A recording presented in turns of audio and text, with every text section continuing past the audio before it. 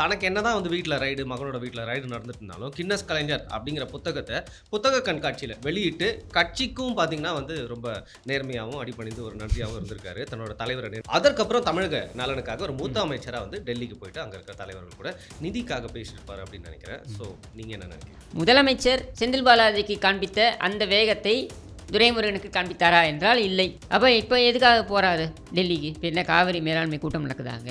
என்ன காரணத்துக்காக இவர் போகணும்? நம்மளுக்கு வர வேண்டிய அதாவது 85 வயசில் இப்படி போராடி இந்த தமிழ்நாட்டு மக்களுக்காக இவர்கள் உழைக்கின்ற ஜீவன்கள்லாம் இவர்கள் கிடையாது.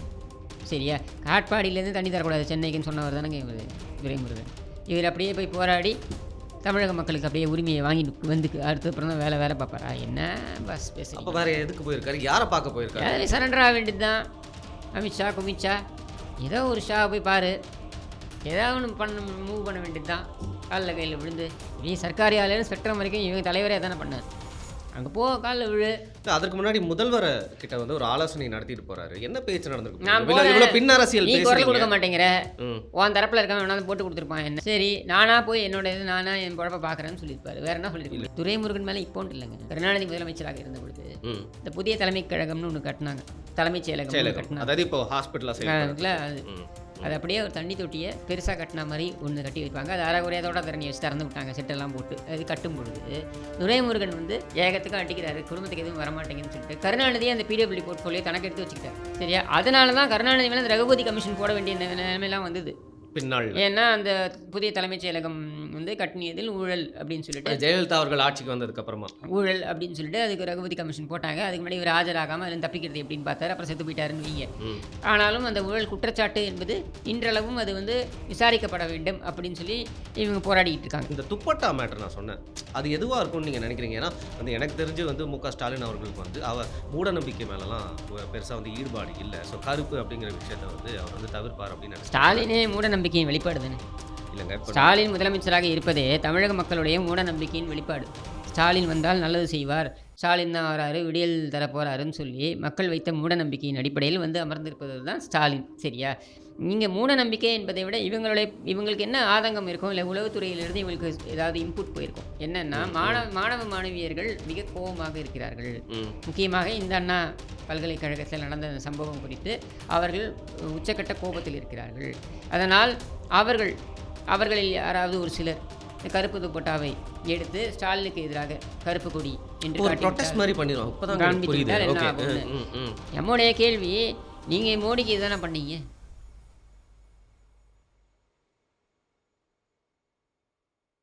வணக்கம் இடமலம் நேயர்களே. சென்னையில் முதல்வர் M.K. ஸ்டாலின் அவர்கள் கலந்து கொண்ட ஒரு விழாவில் வந்து பார்த்தீங்கன்னா வந்து மாணவ மாணவிகள்லாம் வந்திருக்காங்க. அங்கே மாணவிகள் நிறைய பேர் வந்து கருப்பு துப்பட்டா ஏதோ எதர்ச்சியாக போட்டு வந்திருக்காங்க போல இருக்கு. கருப்பு துப்பட்டாவை வந்து போட்டு வந்தாங்க. எல்லாருக்கிட்டே இருந்து காவலர்கள் கருப்பு துப்பட்டாவை வந்து பறிச்சுக்கிட்டு நீங்கள் இந்த மீட்டிங் முடிச்சுட்டு போகும்போது தருவேன் அப்படின்னு சொல்லி அந்த மீட்டிங் முடிஞ்சு வெளில போகும்போது தான் அந்த அரங்கத்துலேருந்து வெளியேறும் போது தான் அந்த கருப்பு துப்பட்டாவை மாணவிகளுக்கு திருப்பி கொடுத்துருக்காங்க. இது வந்து ஏதாவது ஜோசியம் அந்த சம்மந்தப்பட்ட விஷயமா இருக்குமா, கருப்பு அப்படிங்கிற விஷயத்தை தவிர்க்கிறதுக்காக, இல்லை வேற ஏதாவது இருக்குமா அப்படிங்கிறத மட்டும் இல்லாமல் துரைமுருகன் அவர்கள் ரொம்ப கூலா வந்து பார்த்தீங்கன்னா கின்னஸ் கலைஞர் அப்படிங்கிற புத்தகத்தை வெளியிட்டுட்டு தமிழக மக்கள் நலனுக்காக பேசுறதுக்காக டெல்லி விரைந்திருக்காரு. இந்த 2 விஷயங்களை பற்றியும் வந்து பேசுறதுக்காக தான் கிஷோர் கே சாமிகள் காத்திருக்கார். வணக்கம்.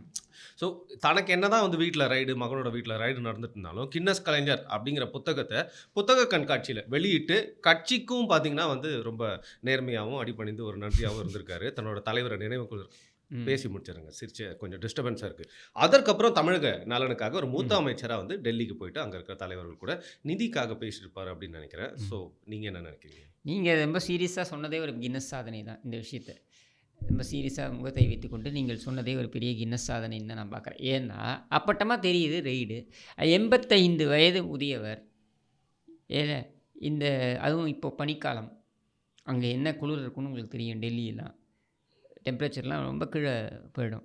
அந்த சமயத்தில் இவரை வந்து அலக்கழிக்கிற அளவுக்கு அங்கே என்ன பெரிய முக்கியமான வேலை இருக்கும்னு நினைக்கிறீங்க? இல்லை, முதல்வர் கூட ஆலோசனை நடத்துகிறாரு. கண்டிப்பாக தமிழக நலன் பற்றி தான் பேசியிருப்பாங்க. அதை குறித்து வந்து அது எப்படி உங்களுக்கு தெரியும்?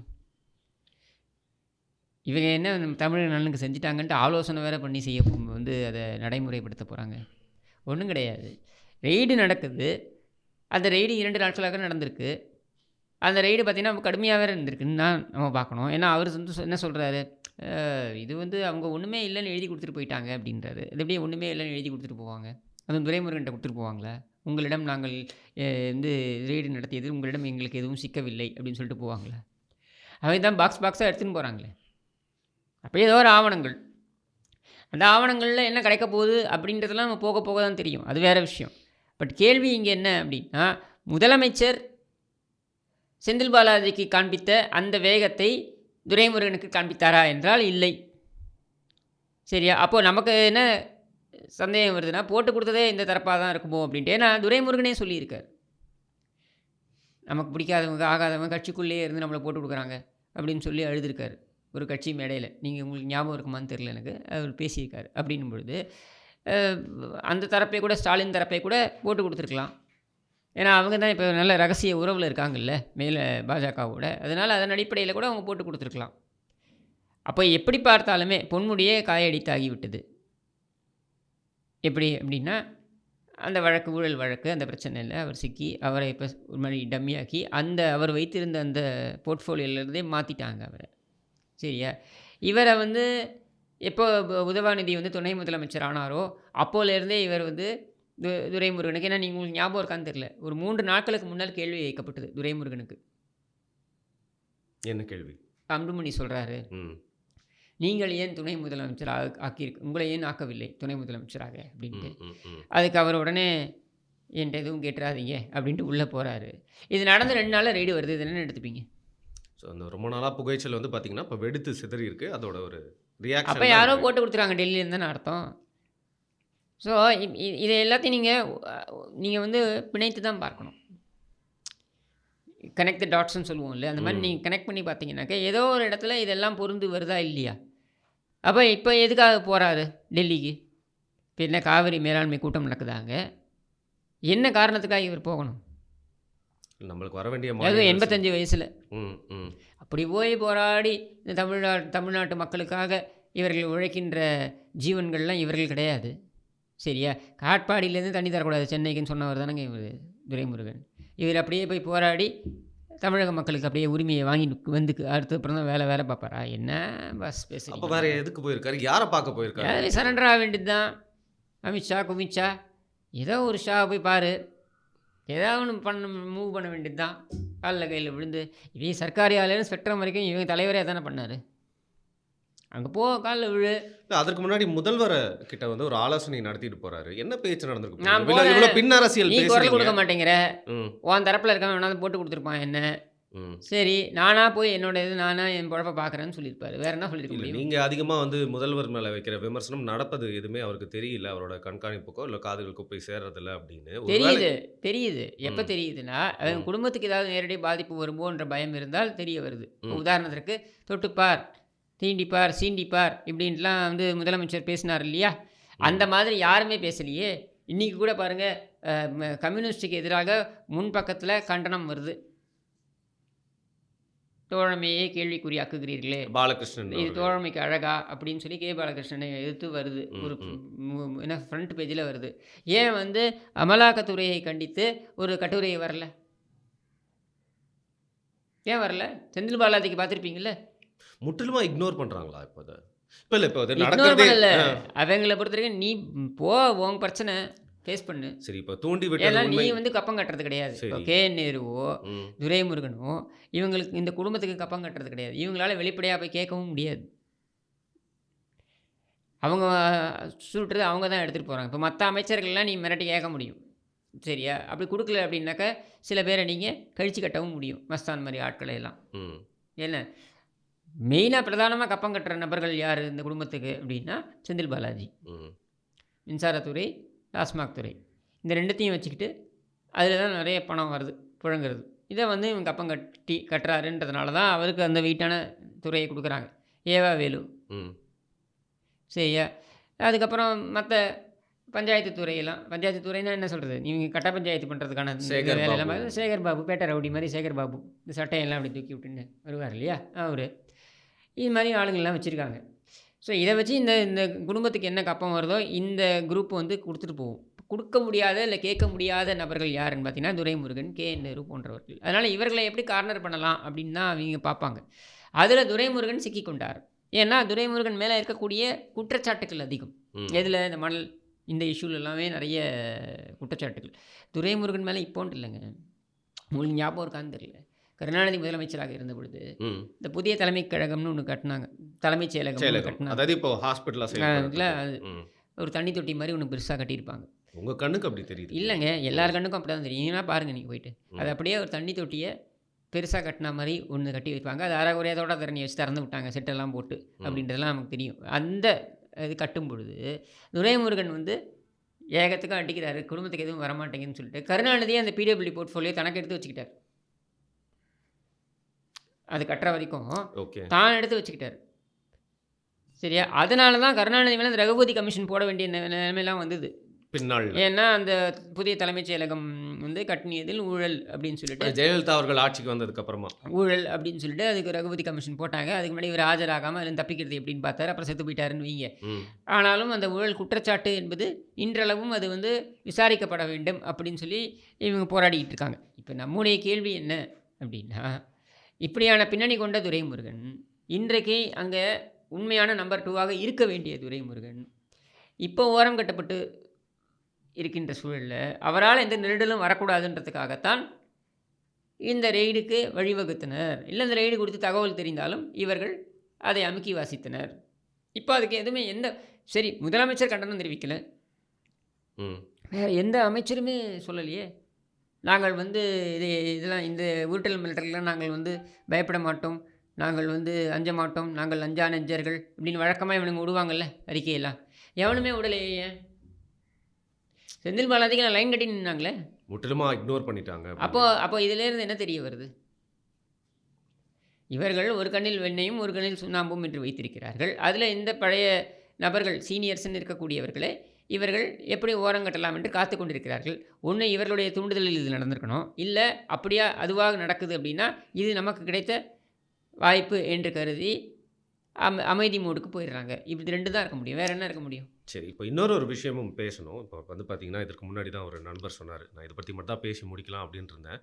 ஆனால் வந்து நேத்தி நம்ம ஒரு காணொளி வந்து பதிஞ்சோம். என்ன காணொளின்னு சொல்ல முடியாது, சொல்லவும் மாட்டேன். என்ன தலைப்பு அப்படின்னு சொல்ல மாட்டேன். ஆனால் அந்த காணொளியை வந்து இன்டைரக்டாக வந்து மிரட்டப்பட்டதுனால வந்து பார்த்தீங்கன்னா, அதை நம்ம வந்து டிலீட் பண்ணிட்டோம் போடாமல். ஏன்னா வந்து நம்ம வந்து ஒரு உண்மையை வந்து பேசணும் அப்படின்னு நினைக்கிறோம். அப்போ வந்து சரி எதுக்கு தேவையில்லாமல் நம்ம இன்னும் நிறைய விஷயங்கள் பேசிட்டு போகணுமே அப்படிங்கிறனால அதை டிலீட் பண்ணிட்டோம். அதை பற்றி நான் பேச விரும்பல. எதுக்கு மென்ஷன் பண்ண கூட எனக்கே தெரியல. வேணா எடிட் பண்ணிருங்கப்பா. இந்த துப்பட்டா மேட்டர் நான் சொன்னேன்.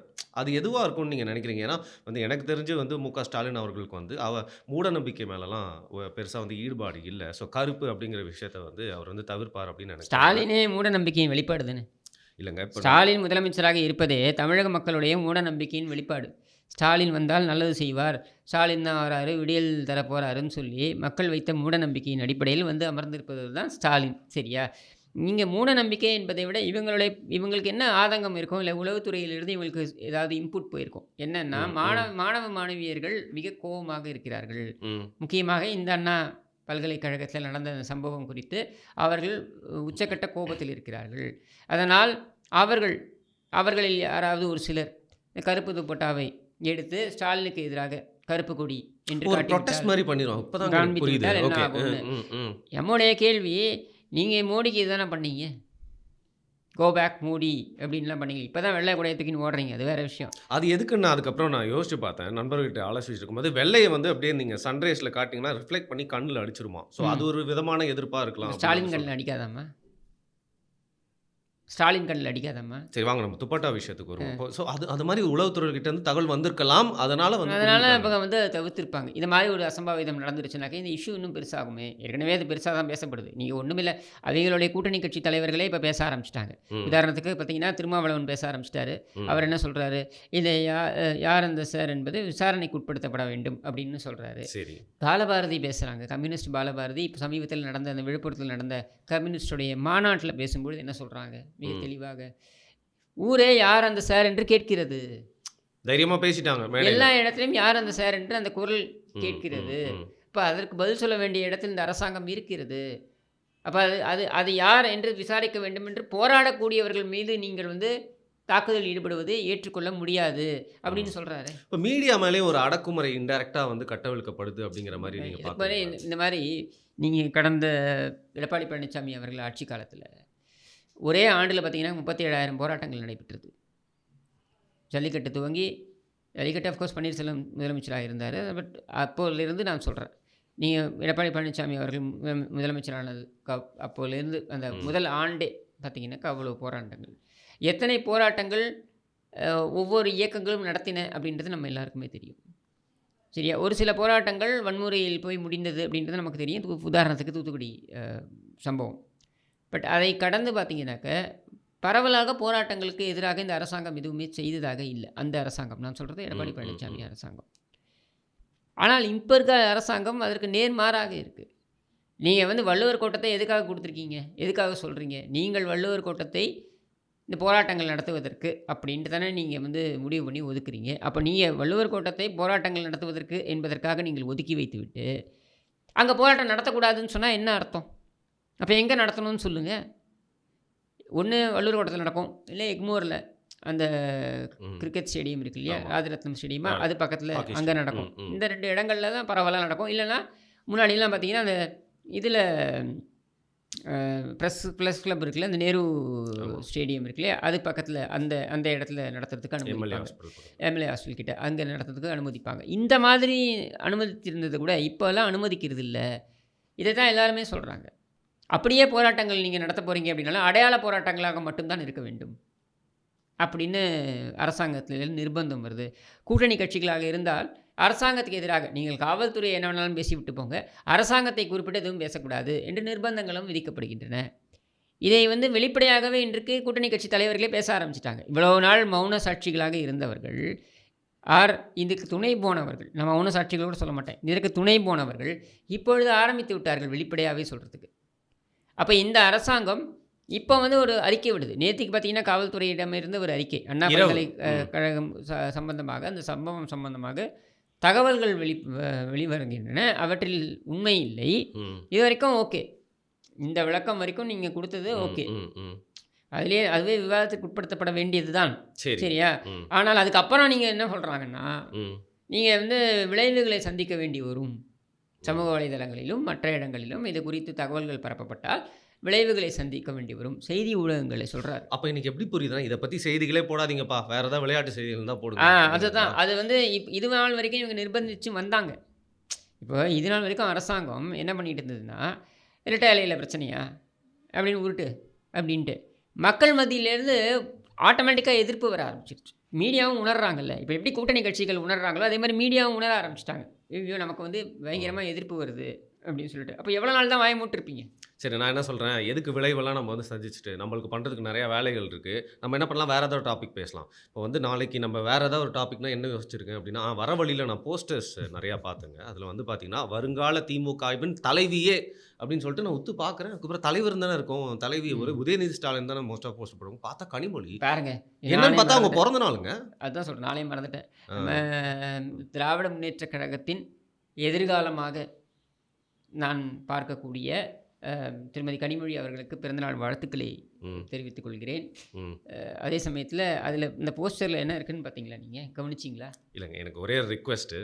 இத வந்து பார்த்தீங்கன்னா, இந்த பிறந்தநாள் வாழ்த்தோட இந்த காணொளிய நம்ம முடிச்சுக்கலாம். இந்த போஸ்டர் மட்டும் இல்லாம, கனிமொழி அவர்கள் குறித்தே வந்து நம்ம நெறைய பேச வேண்டியிருக்கு. ஒரு தனி காணொளியில அத பேசினாலும் அதுக்கு நியாயம் செய்ற மாரி இருக்கும் அப்படின்னு நான் நெனைக்கிறேன். ஸோ வித் ஹம்பிள் ரிக்வெஸ்ட் நம்ம அத வந்து தொடர்ந்து நம்ம நாளைக்கு பேசலாம். ஓகே, நேயர்கள் எல்லாருக்குமே வந்து முழு செய்திகள கொண்டு போய் சேர்க்கலாம். ஒரு தனி கண்டிப்பா. காணொளியில அப்படின்னு தோணுது. மிக்க நன்றி. மிக்க நன்றி. தேங்க்யூ.